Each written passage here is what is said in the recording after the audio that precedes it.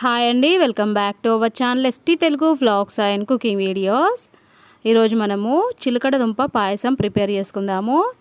ఈ పాయసం మనకి యమ్మీగా సూపర్ టేస్టీగా తింటూ ఉంటే ఇంకా తినాలనిపించే విధంగా చాలా బాగుంటుందండి.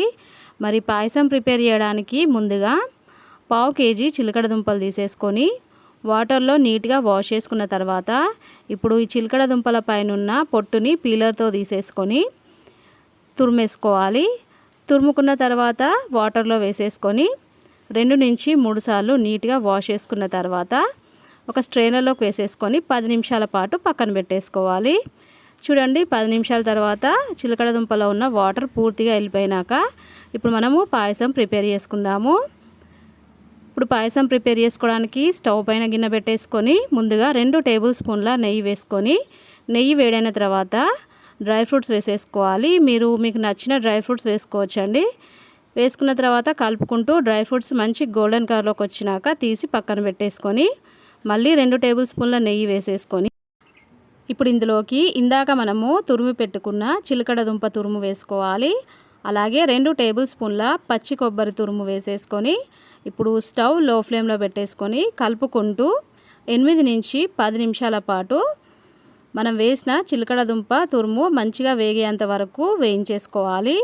ఇలా వేయించుకున్న తర్వాత ఇప్పుడు ఇందులోకి మనము 1/2 లీటరు కాచి చల్లార్చుకున్న చిక్కటి పాలు వేసేసుకోవాలి. మనం 1/2 kg చిలకడ దుంప తీసుకున్నాం కాబట్టి 1/2 లీటరు పాలు వేసేసుకోవాలి. వేసుకున్న తర్వాత ఇప్పుడు మనము పాయసం కన్సిస్టెన్సీ తగ్గట్టుగా వాటర్ వేసేసుకోవాలి. వేసుకున్నాక ఇందులోకి 1/2 టేబుల్ స్పూను యాలకుల పొడి అలాగే 1/2 టేబుల్ స్పూన్ పసుపు వేసుకోవాలి. పసుపు అయితే ఆప్షనల్ అండి. మీ దగ్గర కుంకుమ పువ్వు ఉంటే పసుపు ప్లేస్లో కుంకుమ పువ్వు కూడా వేసుకోవచ్చు. ఇలా వేసుకున్న తర్వాత ఒకసారి అంతా కలిపేసుకొని ఇప్పుడు ఈ పాయసాన్ని 5 నిమిషాల పాటు మరగనివ్వాలి. 5 నిమిషాల తర్వాత ఇప్పుడు ఇందులోకి మనము 1/2 కప్పు షుగర్ వేసేసుకోవాలి.